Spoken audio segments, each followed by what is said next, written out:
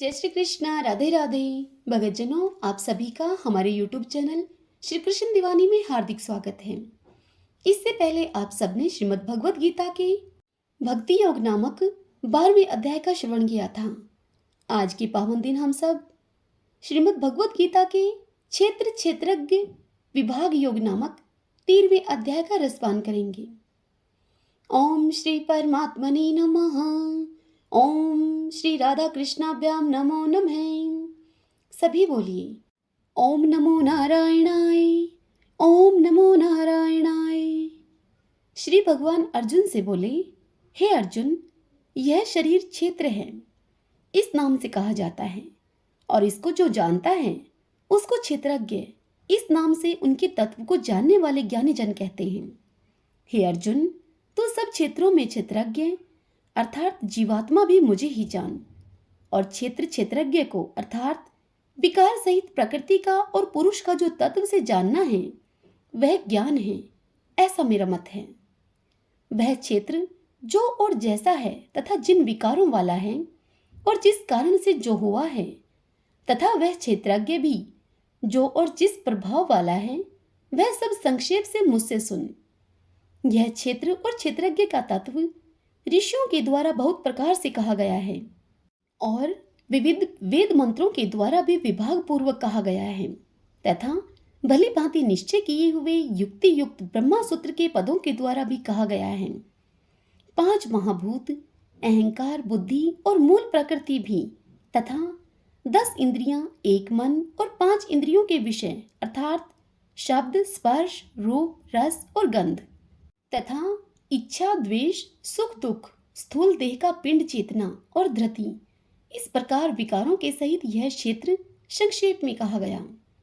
श्रेष्ठता के अभिमान का अभाव, दंभाचरण का अभाव, किसी भी प्राणी को किसी भी प्रकार न सताना, क्षमा भाव, मन वाणी आदि की सरलता, श्रद्धा भक्ति सहित गुरु की सेवा, बाहर भीतर की शुद्धि, अंतःकरण की स्थिरता और मन इंद्रियों के सहित शरीर का निग्रह, इस लोक और परलोक के संपूर्ण भोगों में आसक्ति का अभाव और अहंकार का भी अभाव, जन्म मृत्यु जरा और रोग आदि में दुख और दोषों का बार बार विचार करना, पुत्र स्त्री घर और धन आदि में आसक्ति का अभाव, ममता का न होना, तथा प्रिय और अप्रिय की प्राप्ति में सदा ही चित्त का सम रहना, मुझ परमेश्वर में अनन्य योग के द्वारा अव्यभिचारिणी भक्ति, तथा एकांत और शुद्ध देश में रहने का स्वभाव और विषयाशक्त मनुष्यों के समुदाय में प्रेम का न होना, अध्यात्म ज्ञान में नित्य स्थिति और तत्व ज्ञान के अर्थ रूप परमात्मा को ही देखना,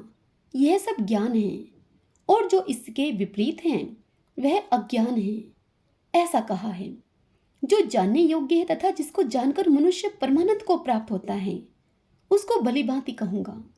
वह अनादि वाला परब्रह्मा न सत ही कहा जाता है और न असत ही। वह सब और हाथ पैर वाला, सब और नेत्र, सिर और मुख वाला, तथा सब और कान वाला है, क्योंकि वह संसार में सबको व्याप्त करके स्थित है।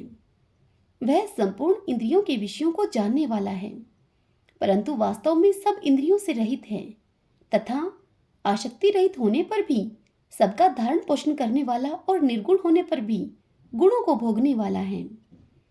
वह चराचर सब भूतों के बाहर भीतर परिपूर्ण है और चर अचर भी वही है, और वह सूक्ष्म होने से अविज्ञेय है तथा अति समीप में और दूर में भी स्थित वही है।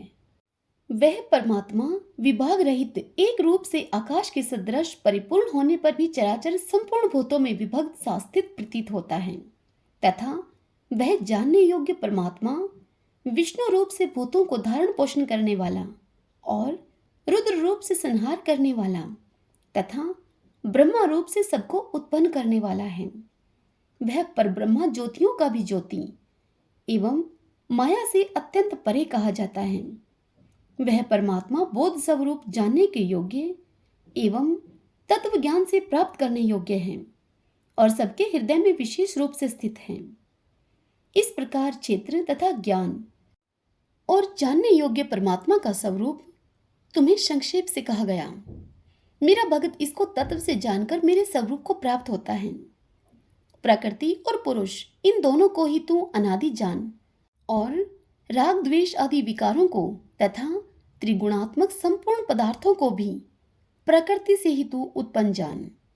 कार्य और करण को उत्पन्न करने में हेतु प्रकृति कही जाती है और जीवात्मा सुख दुखों के भोक्तापन में अर्थात भोगने में हेतु कहा जाता है।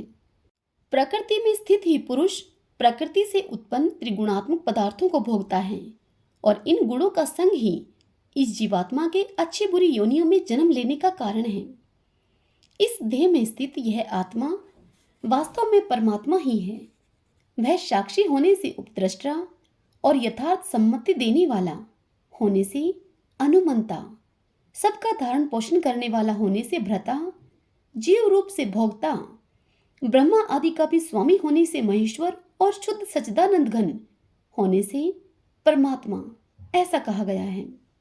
इस प्रकार पुरुष को और गुणों के सहित प्रकृति को जो मनुष्य तत्व से जानता है वह सब प्रकार से कर्तव्य कर्म करता हुआ भी फिर नहीं जन्मता। उस परमात्मा को कितने ही मनुष्य तो शुद्ध हुई सूक्ष्म बुद्धि के ध्यान के द्वारा हृदय में देखते हैं, अन्य कितने ही ज्ञान योग के द्वारा और दूसरे कितने ही कर्म योग के द्वारा देखते हैं अर्थात प्राप्त करते हैं।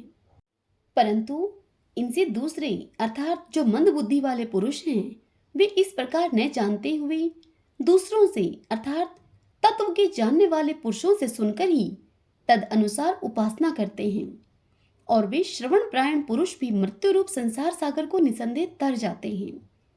हे अर्जुन, यावन मात्र जितने भी स्थावर जंगम प्राणी उत्पन्न होते हैं उन सबको तू क्षेत्र और क्षेत्रज्ञ के संयोग से ही उत्पन्न जान।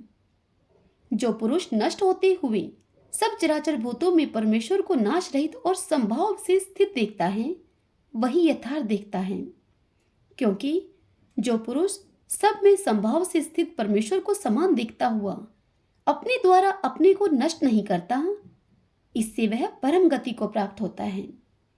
और जो पुरुष संपूर्ण कर्मों को सब प्रकार से प्रकृति के द्वारा किए जाते हुए देखता है और आत्मा को अकर्ता देखता है वही यथार्थ देखता है। जिस क्षण यह पुरुष भूतों के पृथक पृथक भाव को एक परमात्मा में स्थित तथा उस परमात्मा से ही संपूर्ण भूतों का विस्तार देखता है उसी क्षण वह सच्चिदानंद घन ब्रह्मा को प्राप्त हो जाता है। हे अर्जुन, अनादि होने से और निर्गुण होने से यह अविनाशी परमात्मा शरीर में स्थित होने पर भी वास्तव में न तो कुछ करता है और न यह लिप्त ही होता है। जिस प्रकार सर्वत्र व्याप्त आकाश सूक्ष्म होने के कारण लिप्त नहीं होता, वैसे ही देह में सर्वत्र स्थित आत्मा निर्गुण होने के कारण देह के गुणों से लिप्त नहीं होता। हे अर्जुन, जिस प्रकार एक ही सूर्य इस संपूर्ण ब्रह्मांड को प्रकाशित करता है उसी प्रकार एक ही आत्मा संपूर्ण क्षेत्र को प्रकाशित करता है। इस प्रकार क्षेत्र और क्षेत्रज्ञ के भेद को तथा कार्य सहित प्रकृति से मुक्त होने को जो पुरुष ज्ञान नेत्रों के द्वारा तत्व से जानते हैं वे महात्मा जन परम ब्रह्मा परमात्मा को प्राप्त होते हैं। हरि ओम तत्सत। ओम श्री परमात्मने नमः। ओम श्री राधा कृष्णाभ्याम नमो नमः।